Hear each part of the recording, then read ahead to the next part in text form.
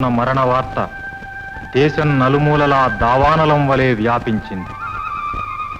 రాజహత్యాన్వేషణకై సర్వసైన్యాధిపతి ప్రచండు దేశంలో హింసాకాండ ప్రారంభించాడు. ప్రజాహృదయాకాశంపై విషాద కారుమేఘాలు కమ్ముకున్నాయి. చేస్తున్న రాకుమారుడు ప్రతాపసింహునికి తండ్రి మరణవార్త చేరింది. రాకుమారునికి సంభవించిన ఘోర విపత్తుకు గురుకులమంతా దుఃఖసాగరంలో మునిగిపోయింది.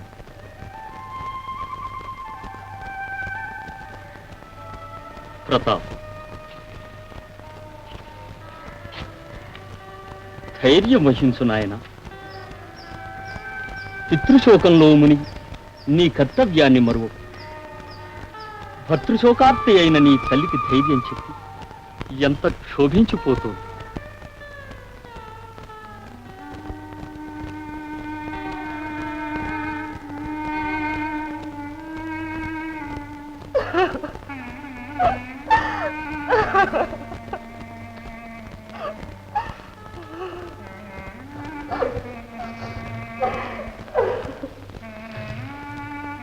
ఊరడెల్లండి మహారాణి. పెద్దలు మీరే ఇలా తల్లడిల్లితే ఇక మేం చేయగలిగిందే ఉంటుంది. మాకు కర్తవ్యాన్ని బోధించేది ఎవరు? కర్తవ్యం ప్రచండ, మహారాజుల వారికి సొంత తమ్ముడివి, సర్వసైన్యాధిపతివి నీవు. అనుభవజ్ఞులైన అమాత్యవర్యులు ఇంత అంగబలము ఉండి ఈ రాతనగరంలో ఇంత దారుణం జరిగిందే. ఇక కర్తవ్యమేమని బోధించన్నాయన? నిజమే వదిన. రేపు యువరాజు ప్రతాపసింహుడు వచ్చి చిన్నాన్న నాన్న ఏడి అని అడిగితే నేనేమని సమాధానం చెప్పను? అతనికి నా ముఖం ఎలా చూపించను?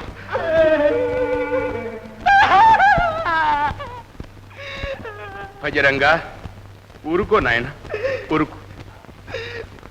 ఏం చేయన్నా, పెదనాన్నగారి మరణానికి తమ్ముడు కొడుకుని నాకే ఇలా ఉంటే అసలు కొడుకు అన్నయ్యకి ఎలా ఉంటుందోనని మరీ భయంగా ఉంది. నిజమే నాయన. తండ్రి మరణ వార్త విని ఆ పసివాడు ఎంత తల్లడిల్లిపోయాడు. ఆచార్య, బాబును తీసుకెళ్లి ఊరడించండి. ఊరడెల్లండి బాబు. విధివ్రాత తప్పించడం ఎవరి తరం? ఏ దారుణానికైనా పాల్పడతారు. కాస్త జాగ్రత్తగా ఉండండి అని ఎంతగానో చెప్పాను. కానీ అన్నగారు నా మాట విని రాతనగర్లోనే మహారాజుకు ఆత్మీయులుగా నటించేవారే.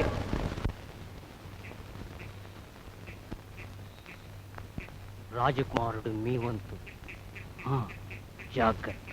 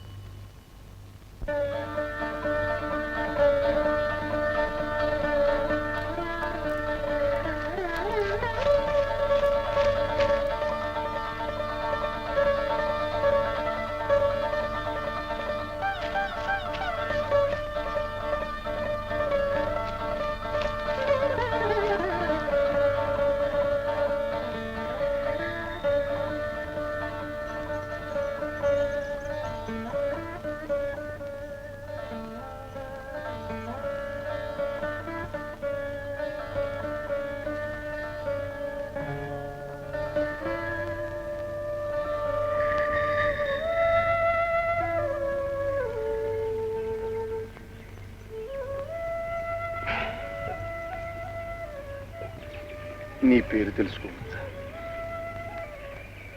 ప్రమీల. ప్రమీల? ఎంత చక్కని పేరు. ఇప్పటికే మీ ప్రయాణానికి చాలా అంతరాయం కలిగించాను. అవునవును, ఈ ఆలస్యానికి నా రాజకార్యాలని ఆగిపోవు మరి. అంత మించిపోయే పనేం లేదు. మా అన్నని చూడ్డానికి రాజధానికి వెళుతున్నాను. మీరెక్కడికి? నేను అక్కడికి. అక్కడ మీకెవరన్నా బంధువులు ఉన్నారా? లేరు. నేను ఒక పరదేశీ. పరదేశీ? అవును. అయితే రండి, మా అన్నయ్య ఇంటికి పోదాం. మా అన్నయ్య మీకేం సహాయం కావాలనే సంతోషంగా చేస్తాడు. వద్దు. రండి పోదాం. వద్దు, నీకు ఇప్పటికే చాలా శ్రమ కలిగించాను. నడిచే వెళ్తాను. మీరు నడవలేరని, మీకు కాళ్ళు లేవని కాదు, అలసి ఉన్నారని చెప్పాను. అరే, కోపం వచ్చిందా? సరే బండిలోనే పోదాం.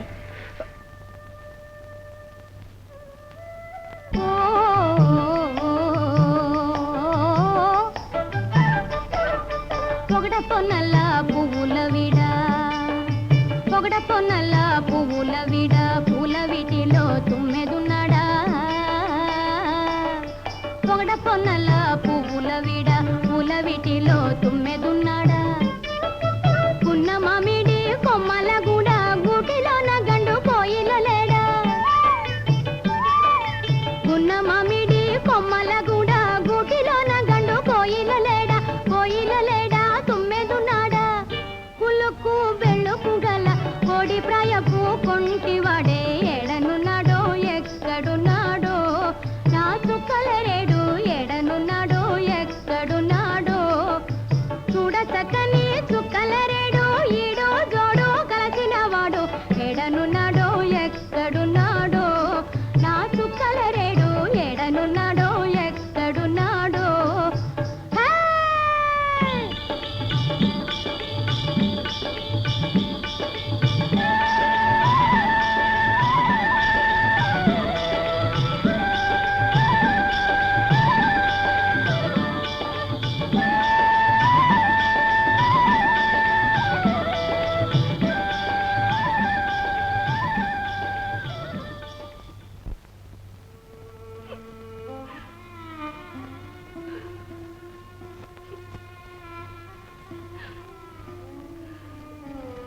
ఏమో నాయన, నాకెందుకో భయంగా ఉంది. నా కుడిక నదురుతూ ఉంది. రాత్రి ఒక పీడకల కూడా వచ్చింది. నా చిట్టి తండ్రి ఏ ఆపదలో ఉన్నాడు? నాకు అదే ఆందోళనగా ఉంది వదిన. దైవం మనల్ని పరీక్షిస్తున్నట్టుంది. దేశంలో పరిస్థితులు చూస్తే ఏ క్షణాన ఎవరి ప్రాణం మీదకు వస్తుందో చెప్పలేకుండా ఉన్నా.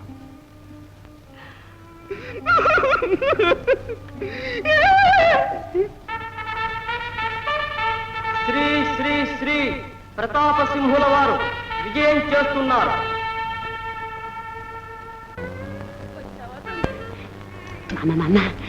అన్నయ్య ఇదేమిటి నాయన? ఈ గాయాలేమిటి? ఈ దుస్తులేమిటి? రాత్రి ఎవరో విద్రోహులు నా గుడారం మీద దాడి చేసి మీద హత్యా ప్రయత్నం చేశారమ్మా. నీ మీదే హత్యా ప్రయత్నమా? అవును చిన్నాన్న. ఈ పాపిష్టి విద్రోహులు నిన్ను కూడా నాకు లేకుండా చేస్తారా నాయన? ఏం పాపం చేశాను నాయన? నాకే పరీక్ష. 1000 కళ్ళతో కనిపెట్టుకుని ఉన్నా ఇటువంటి ఉపద్రవాలు తప్పడం లేదు నాయన.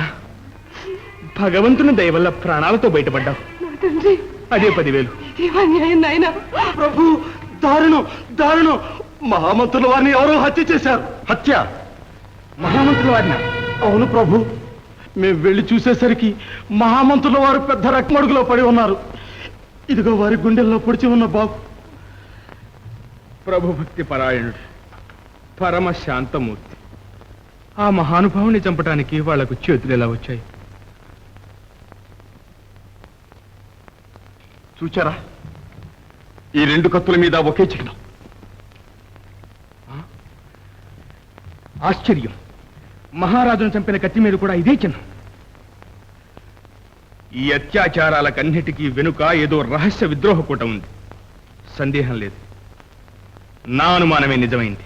ఇంత తెలిసి కూడా సర్వసేనాధిపతులై ఉండి విద్రోహుల్ని మట్టు పెట్టక ఇంకా అనుమానం అంటూ ఆలోచిస్తూ కూర్చున్నారు.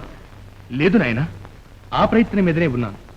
దేశం నలుమూలలా గూఢచారులను పంపి అనేక రహస్యాలు సేకరించాను. అనుమానమున్న వాళ్ళందరినీ పట్టి బంధించి ఉంచాను. నీరాకు కోసమే నిరీక్షిస్తున్నాను. ఇక వాళ్ళను విచారించి శిక్షలు విధించడమే తరువాయి. దీనికి విచారణ అనవసరం చిన్నాన్న. రాజహత్యానేరానికి ఒకే ఒక శిక్ష, మరణ శిక్ష.